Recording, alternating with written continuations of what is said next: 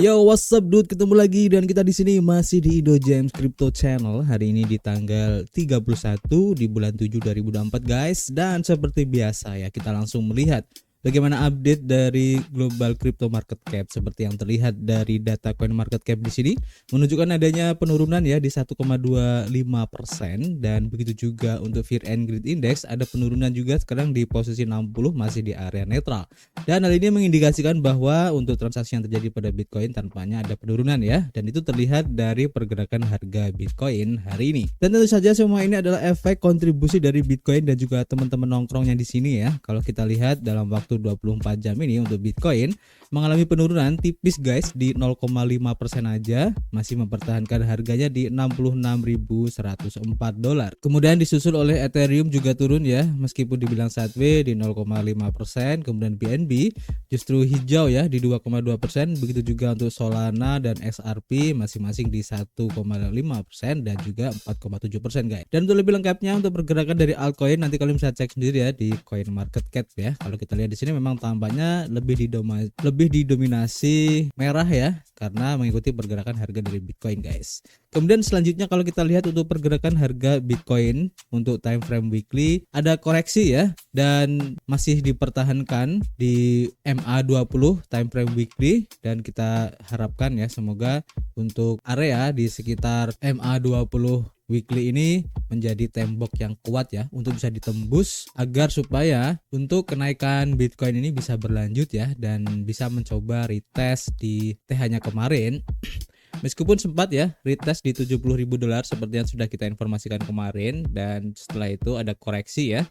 Dan itu wajar ya sebenarnya, karena di $70.000 itu pasti sudah banyak para trader yang ambil posisi untuk take profit ya. Dan itu terlihat hari ini ya untuk koreksi yang terjadi pada Bitcoin. Tapi kita masih optimis karena kita melihat dari pola candle sebelumnya ya, yang mengindikasikan adanya kenaikan untuk lebih lanjut ya dari Bitcoin ini. Oke, nanti kita akan pantau bareng-bareng. Dan seperti biasa kita sudah mengumpulkan beberapa informasi yang cukup menarik ya, khususnya yang kita lansir ya dari bitcoin.com, di mana semua mata ini tertuju pada The Fed untuk beberapa hari mendatang ini. Jadi berhubungan dengan suku bunga yang stabil ini diantisipasi ya, dan kemungkinan adanya penurunan untuk suku bunga di bulan September nanti guys. Jadi FOMC akan mengevaluasi perekonomian, penurunan suku bunga diperkirakan di September nanti, dan perhatian akan berfokus pada Bank Sentral Amerika Serikat dan juga ketua The Fed-nya ya si Jerome Powell, ketika para anggota FOMC menganalisis data ekonomi Amerika Serikat. Dan mereka kemudian akan memutuskan apakah akan mempertahankan suku bunga tidak berubah, menaikkan, atau justru akan menurunkannya guys. Berbicara dengan Associated Press, Gennady Goldberg, kepala strategi suku bunga Amerika Serikat di TD Securities, mengatakan bahwa para anggota The Fed ini ingin bersikap sangat bertahap ya dalam cara mereka menarik diri. Namun jika pasar tenaga kerja benar-benar terlihat melambat, dan Goldberg mengatakan bahwa bank sentral mungkin akan mulai bergerak sedikit lebih cepat daripada yang seharusnya. Pada hari Selasa tidak lama ya setelah pasar saham Amerika Serikat ditutup, di mana CME FedWatch mengindikasikan kemungkinan minimal penurunan suku bunga di bulan Juli. Alat ini menunjukkan ya probabilitas 95,9% bahwa bank sentral akan mempertahankan suku bunga saat ini, dengan hanya 4,1% yang mengantisipasi penurunan sebesar 25 basis point. Untuk bulan September, perkiraan dari FedWatch bergeser ya, menunjukkan 85,8% kemungkinan pemangkasan 25 basis point, dan juga 13,8% kemungkinan penurunan di 50 basis point. Dan menurut Jeff Cox dari CNBC, pasar memperkirakan The Fed akan mempertahankan suku bunga di bulan Juli, tetapi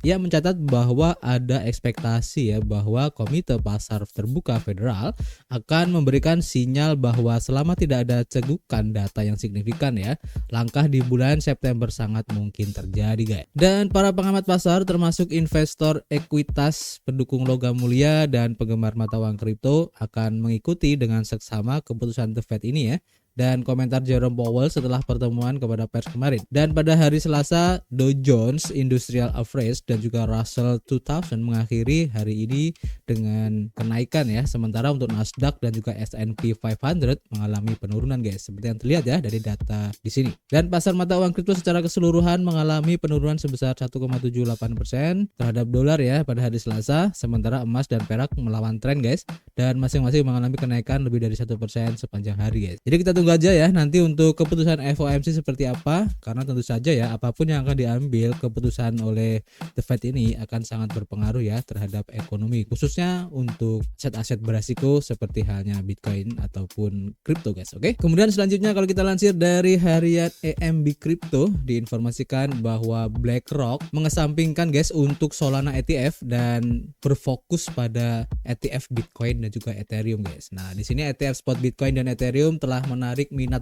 besar ya dari para investor baru-baru ini. Namun Grayscale menghadapi arus keluar yang cukup besar dengan 210 juta dolar keluar dari ETF Ethereum dan juga 54,3 juta dolar dari ETF Bitcoin pada tanggal 29 Juli. Dan sebaliknya untuk BlackRock mengalami arus masuk sebesar 58,2 juta dolar ya untuk ETF Ethereum dan 256,6 juta dolar untuk ETF Bitcoin di hari yang sama ya.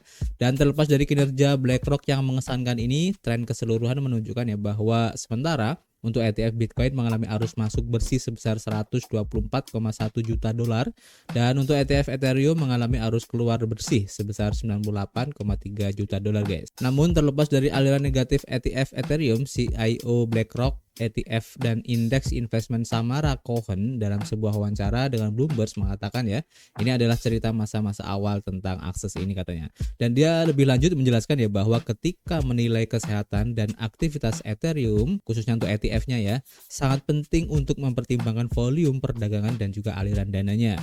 Cohen juga menyoroti bahwa sebagian besar volume perdagangan ETF Ethereum 25% ya didorong oleh arus keluar yang substansial yang dapat disebabkan oleh ETF Ethereum dengan harga yang lebih tinggi dan kendaraan investasi lainnya. Dan dia juga menambahkan bahwa investor benar-benar ingin mendapatkan exposure Ethereum mereka ya, terutama jika mereka akan menggunakannya dalam konteks portofolio keseluruhan dalam ekosistem yang mereka yakini ini guys. Dalam perubahan yang mengejutkan ya, Cohen juga mengungkapkan bahwa BlackRock tidak berencana untuk memperkenalkan ETF kripto tambahan termasuk ETF Solana dalam waktu dekat ini. Dia menekankan bahwa meskipun Bitcoin dan Ethereum telah memenuhi kriteria perusahaan untuk investasi, tidak ada altcoin lain yang saat ini memenuhi standar yang diperlukan.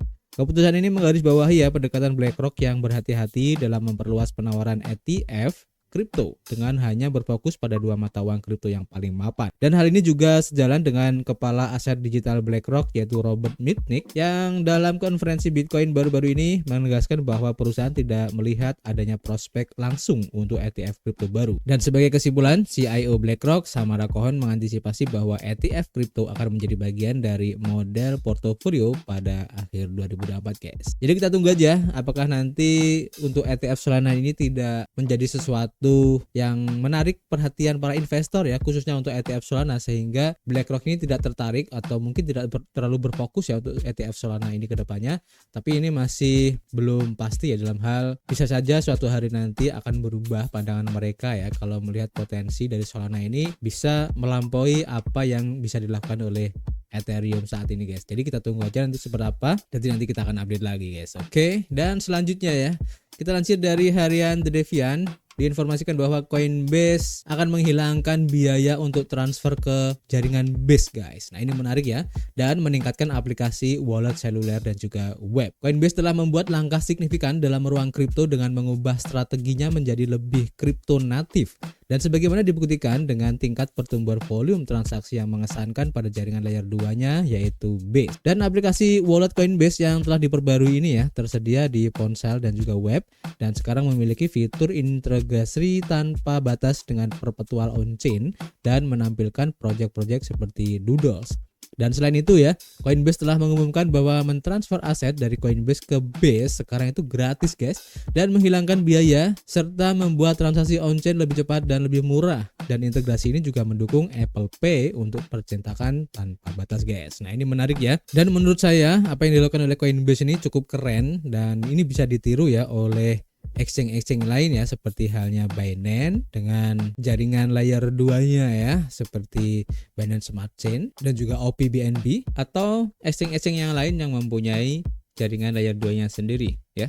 Ini cukup menarik untuk diikuti ya, karena tentu saja hal ini akan men-trigger para pengguna ataupun calon pengguna untuk menggunakan fasilitas yang disediakan dari exchange tersebut ya, yang secara tidak langsung juga akan membuat exchange tersebut itu menjadi lebih besar tentu saja ya, dan akan meningkatkan jumlah penggunanya di suatu hari nanti guys. Oke, ini cukup menarik yang dilakukan oleh Coinbase ini. Dan yang terakhir guys, kalau kita lansir dari CryptoNest, nah di sini informasikan bahwa Trust Wallet dan juga Ton ini bekerja sama untuk peningkatan blockchain utama guys. Jadi kemitraan ini akan memungkinkan Trust Wallet untuk melibatkan basis pengguna Telegram yang sangat besar dengan fokus pada GameFi dan aplikasi terdesentralisasi. Kolaborasi ini akan memungkinkan 100 juta pengguna Trust Wallet untuk bertransaksi dengan token Ton Coin yaitu Ton, di mana NetZoo dari Trust Wallet mengatakan bahwa integrasi ini akan meningkatkan akses ke ekosistem Ton, termasuk fitur-fitur seperti pertukaran tunggal dan lintas rantai serta dukungan potensial untuk Ton NFT. Integrasi ini akan segera mendukung impor dari wallet Ton Keeper dan berencana untuk menambahkan Ton Connect serta Ton Dapps dalam beberapa bulan mendatang. Dan Zhao menggambarkan kemitraan ini sebagai kecocokan alami selaras dengan pendekatan Trust Wallet yang berpusat pada pengguna. Dalam berita lain, Trust Wallet baru-baru ini merilis Bars